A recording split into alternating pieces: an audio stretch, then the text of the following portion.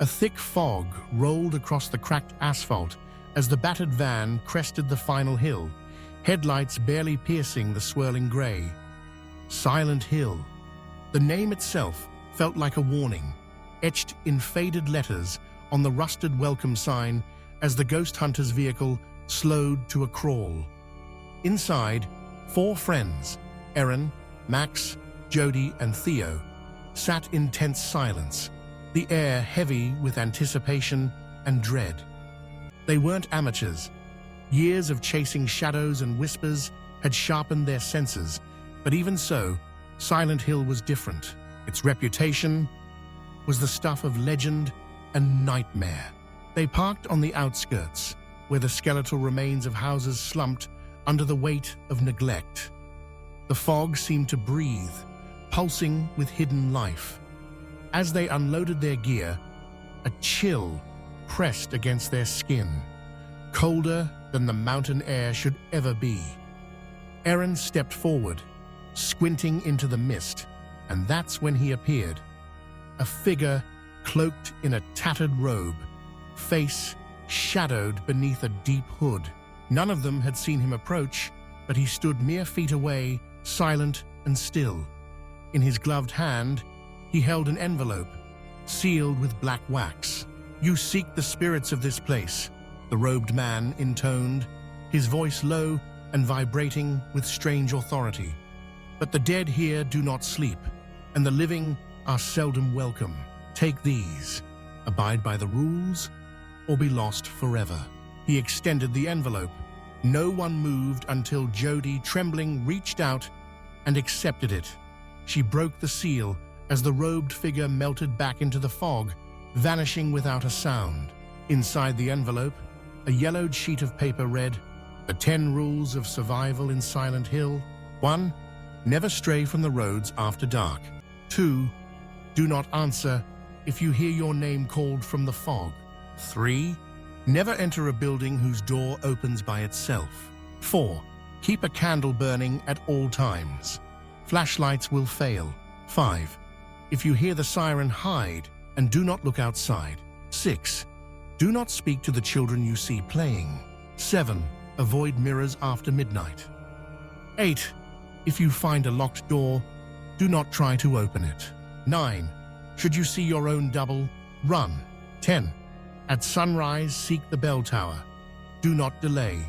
The group exchanged uneasy glances. Max tried to laugh it off, but his voice wavered. "Just some local trying to scare us," he murmured, though no one believed it. Night fell quickly. The fog thickened, and the hunters set up camp in the shell of an old diner, its windows long shattered. Erin lit a candle, recalling the warning, and they huddled around its flickering flame, reviewing camera gear and EVP recorders. The silence outside was unnatural, pressing close against the ruined walls. A distant sound, a faint, ringing siren, drifted through the night, rising and falling like a mournful cry. Theo's face went pale.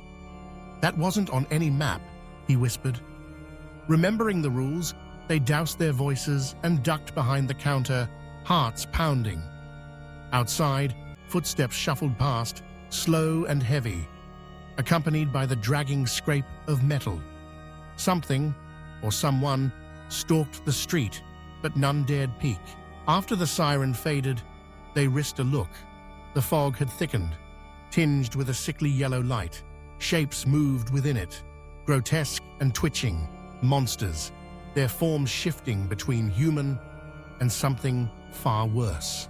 One, faceless and swathed in bandages, paused near the window, sniffing the air. Another, crawling on too many limbs, clicked its jaws, searching for prey. They waited, breath held, until the horrors faded into the mist. Only when the candle, the oppressive silence of Silent Hill, pressed in on the group as the candles flickered, casting long, jittery shadows across the cracked diner tiles. Each rule in the envelope felt heavier now, every word echoing in their minds as the unnatural fog curled around the windows. The siren's wail grew louder, vibrating through their bones, and with it the shapes outside distorted, faces half-formed and writhing. Erin gripped the envelope tightly, her breath sharp, as footsteps scraped just beyond the door. Max's flashlight flickered, and for a moment, a reflection in the diner's broken mirror showed not their own faces, but hollow-eyed, twisted versions reaching out. Jody whispered the rules aloud, hands trembling, while Theo scanned the darkness, heart pounding. Time stretched as the group realized that in Silent Hill, even the rules might not be enough. As the chilling siren fades, Erin clutches the envelope of rules, her hands trembling. Max peers through a broken window, watching shadows twist and writhe beyond the fog, while Jody whispers reassurances to Theo, who stares transfixed at a flickering candle. Each minute drags by, tension mounting with every distant scrape and howl. Suddenly, the group notices a cryptic message scrawled across the diner's cracked mirror, one not mentioned in the rules, hinting at a hidden path beneath the old church. Driven by desperation, they debate whether to abandon their fragile safety and risk the unknown, knowing that every decision could be their last. Huddled together, the four ghost hunters weighed their options, each flickering candle casting dancing shadows on the crumbling walls. Erin's voice trembled as she read the rules again, hoping for a missed clue, while Max pressed his ear to the window, listening for the faintest hint of safety. With every passing minute, the fog pressed closer, muffling their breaths and warping distant screams. Resolved, they gathered their courage, deciding to seek the hidden path beneath the church as the cryptic messages urged. Stepping into the fog, every footstep echoed with dread. Jody clutched the envelope of rules, reciting them like a mantra, while Theo led the way, flashlight beam slicing through the haze. The town seemed to shift around them, familiar streets twisting into labyrinthine corridors. Shadows slithered at the corners of their vision, and the air grew colder, heavier, as if the town itself was watching. When they finally reached the ancient church, its doors groaning open, hope mingled with terror.